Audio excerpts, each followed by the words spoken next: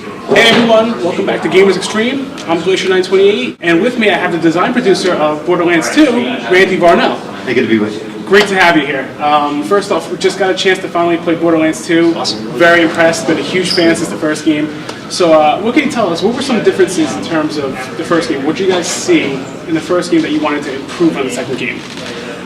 What we really love about the first game, of course, certainly the guns. When you talk about Borderlands, you're always going to start with the guns. So absolutely. That's been a great one.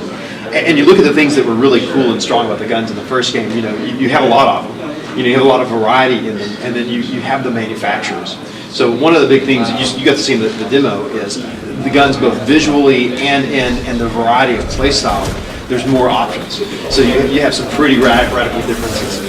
We also took the manufacturer feature. A lot of guys, like in the first game, you remember Malawan, which is a manufacturer that has the higher chance to have elemental guns.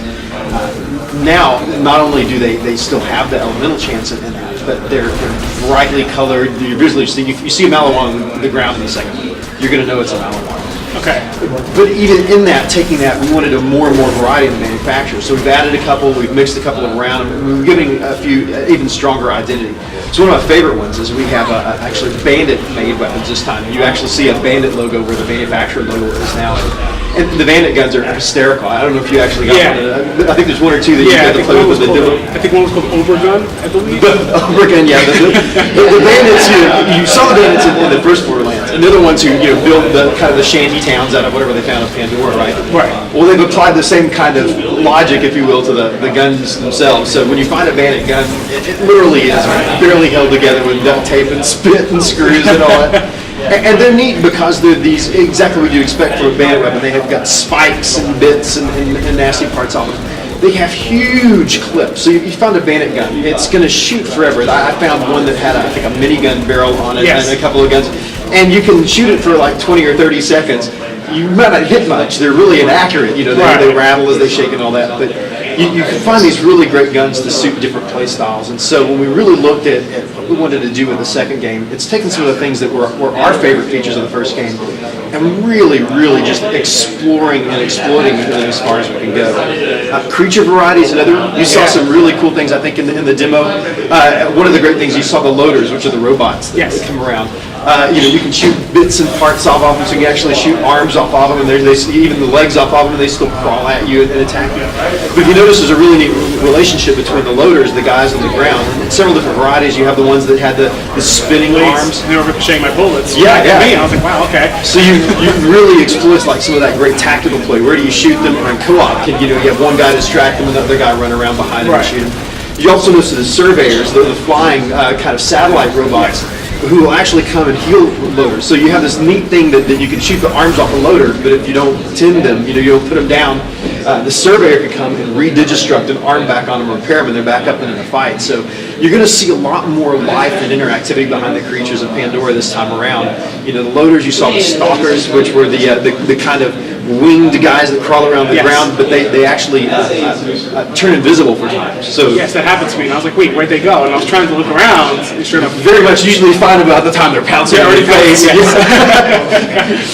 So the one thing I got to say, the visuals are simply stunning. Between just the way the game looks, I don't know if it's maybe just the PC version. It was running at 60 frames a second, it looked like.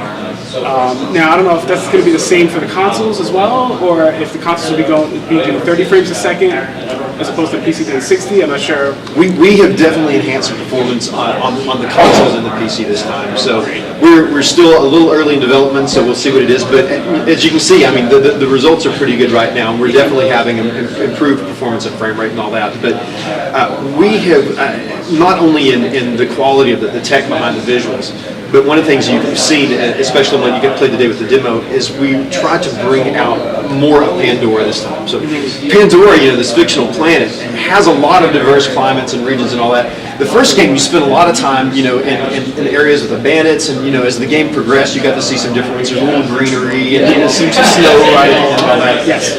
We've taken and putting it's really distinct areas. If you've seen the trailer and all that, you've seen a couple of those areas. Today you saw Caustic Caverns, which is this really it's this big kind of enclosed environment. You can look up and you can see the skylight trickling down through from this like ruined mining facility in there. There's a lot more snow at the beginning and a beautiful kind of barren landscapes. And then there's some big cityscapes that you'll see later on. There's a lot of diversity in the environment, so you're going to see not only quality and richness of the scenes and some new effects and things going on there, but a lot more different and distinct and memorable environments than you saw in the first game. So we've really spent a lot more time with that. I think you're going to really be excited about what you see. Yeah, I mean, the thing you were mentioning about cosmic caverns, it's funny, I wasn't even realizing it. I thought it was just like an outdoor environment. I didn't take the caverns aspect in mind. Right. And then, my staff member, my partner who was playing with me, he looked up and he tapped me in the shoulder. He's like, look up. And I just saw this huge skyline. And you actually felt the solitude, but in an open environment. It was like a unique mix of you're underground, deep underground, but yet there is this big skylight coming in to remind you that there is an outside to this. It's not like... What's neat is you really start to get the scope of the sci-fi universe, right? Yes. In the first game, you explored around. There are a couple places you saw some of the mining equipment on Pandora. There was one of the big, massive mine loaders and all that. What's going on with kind of mining and looking for iridium as an element and all the great stuff in this game.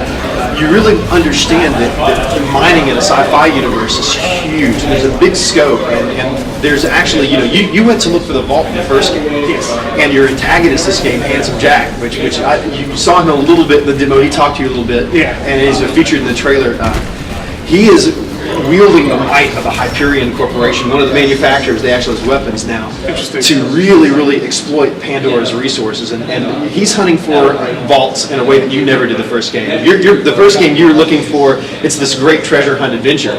Now you're finding Handsome Jack who said, wow, there's treasure and power in these things. I'm going to take the might of a corporation to do it. So Cosmic Caverns gives you that view of, if you had this big, wealthy corporation that was really treasure hunting on a grand scale, what would it do? And the Cosmic Caverns is kind of one of the ramifications of that. So you have these big open dugout areas with discarded mining equipment, around and all. It's been overrun like so many things with Pandora's wildlife. So you get to see several of the wild creatures, the Varkin bug-like creatures, and the crystalisks, the big regenerative crystal-growing creatures who it's fantastic. We have a lot of fun with it. You can definitely tell that you guys are having a lot of fun with this, because there's sometimes you can tell the development team, they really go all out, they try to be really creative, and at the same time they have fun with it. And you can tell when you're playing a game, you can tell, like me personally, when I play a game, I could be like, they had fun making this. Because they try to diversify it, they try to come up with a lot of crazy ideas that you normally wouldn't think. There's nothing generic, there's a lot of variety in Borderlands 2. As much as even in the first one there was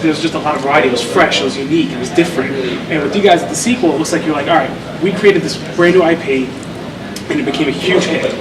How do we diversify it now further with the sequel? And it shows with the variety of enemies. Now it's like no enemy is the same. You said there's pretty much decapitations for the robots. So it's like now you have to be strategic. You have to wonder, do I shoot them in the legs? Do I shoot the arm off? Do I have to worry about the scout bots, like regenerating them again? The surveyors. Right? Surveyors, correct. Thank you.